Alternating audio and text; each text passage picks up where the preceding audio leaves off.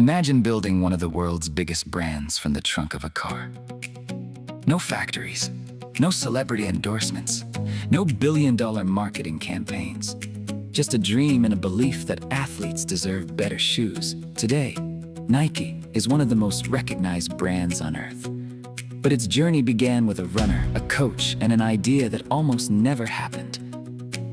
This is the story song for Nike.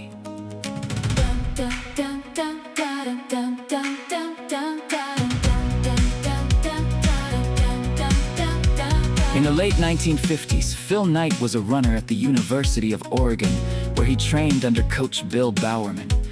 Bowerman was obsessed with improving athletic performance. He constantly experimented with shoe designs, searching for ways to make runners faster.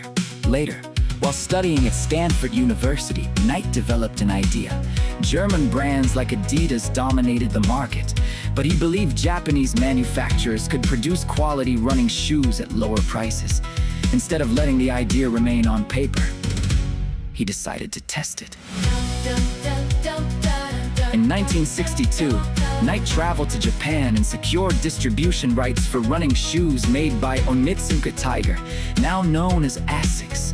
Back in America, he partnered with Bowerman to create Blue Ribbon Sports. With no fancy offices, Knight sold shoes from the trunk of his car at track meets while Bowerman worked on improving designs. Slowly, the business grew. But there was a problem. Their relationship with the Japanese supplier began falling apart. If they lost the partnership, the company could disappear. If you are enjoying this story, take a second to support Story Songs. Hit the subscribe button so you don't miss the next episode. Drop a comment below and tell me what part of this story hit you the most. And if you know someone who loves business or success stories, share this video with them. Also, if you want the full written version of this story, you can download the PDF from the pinned comment below. Now, let's continue. In 1971, Knight and Bowerman made a bold decision. They would create their own brand. The new company was named Nike after the Greek goddess of victory. A graphic design student named Carolyn Davidson created the famous swoosh logo for just $35. At the time, nobody knew it would become one of the most recognizable symbols in history. Nike was officially born. Bowerman never stopped experimenting. One day, he looked at a waffle maker and wondered if the same pattern could improve a running shoe. He poured rubber into the machine and created a prototype sole. The waffle design provided excellent grip while remaining lightweight. Athletes loved it. The invention helped Nike stand out from its competitors and accelerated the company's growth.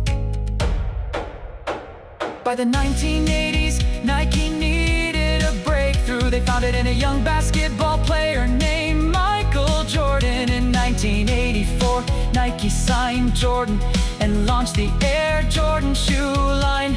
Many considered it a risky move. Instead, it became one of the most successful partnerships in sports history. Air Jordan transformed Nike from a running company into a global cultural phenomenon. A few years later, Nike introduced 3 simple words: just do it. The slogan inspired athletes and everyday people alike.